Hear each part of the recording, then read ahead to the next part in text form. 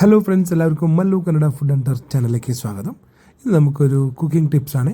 ഇപ്പോൾ നമ്മൾ സാധാരണ വീട്ടിൽ ഉണക്കപ്പയറൊക്കെ മേടിക്കുമ്പോൾ വൻപയറും അല്ലെങ്കിൽ മുതിര പയർ വർഗ്ഗങ്ങൾ നമ്മൾ കഴുകി കുക്കറിലിട്ട് വേവിച്ചെടുക്കുക, സാധാരണ നമ്മൾ വീട്ടിൽ എളുപ്പപ്പണിക്ക് വേണ്ടി ചെയ്യുന്നത്.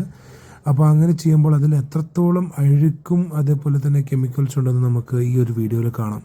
അപ്പോൾ അതെങ്ങനെ നമ്മൾ കഴുകി എടുക്കേണ്ടതെന്നുള്ളൊരു ചെറിയ വീഡിയോ ആണ്. ഇഷ്ടപ്പെട്ടാൽ വീഡിയോ സബ്സ്ക്രൈബ് ചെയ്യുക, ഷെയർ ചെയ്യുക, ലൈക്ക് ചെയ്യുക, കമൻറ്റ് ചെയ്യുക. Thank you. അപ്പോൾ നമ്മളിത് 18 കിലോ പയറാണ്, വൻപയർ വൈറ്റ് കളർ. അപ്പോൾ 1000 പേർക്കുള്ള ചീരയും പയറിട്ടിട്ടുള്ള തോരന് വേണ്ടിയിട്ട് നമ്മൾ പയർ ആദ്യം വേവിച്ചെടുക്കണം. അപ്പോൾ തലേദിവസം തന്നെ വെള്ളത്തിലിട്ട് മാറ്റി വെച്ച പയർ നമ്മൾ രാവിലെ എഴുന്നേറ്റ്, ഇതൊരു ലോങ് പ്രോസസ്സാണ്, ഒരു ഓൾമോസ്റ്റ് 1.5 മണിക്കൂർ ഇത് വേവാൻ വേണ്ടി എടുക്കും. അപ്പോൾ നമ്മൾ ലോ ഫ്ലെയിമിലിട്ട് ഇങ്ങനെ തിളച്ച് ആ മുകളിൽ വരുന്ന പതകളൊക്കെ കണ്ടില്ലേ, അതൊക്കെ അത്രയും അഴുക്കാണ് അതിൻ്റെ. അതൊക്കെ നമ്മളിങ്ങനെ വേവിച്ച് മാറ്റി വെച്ച് നമുക്ക് ഈ രീതിയിൽ പയർ നല്ല ശുദ്ധമായി കിട്ടും. അപ്പോൾ ഞാനിത് 18 കിലോ പയർ വേവിച്ചെടുത്തപ്പോൾ എനിക്ക് 2 ബക്കറ്റാണ് ഓൾമോസ്റ്റ് അഴുക്ക് കിട്ടിയത്. അപ്പോൾ നിങ്ങളിനി ശ്രദ്ധിക്കുക ഈ മെത്തേഡിൽ ചെയ്യുക.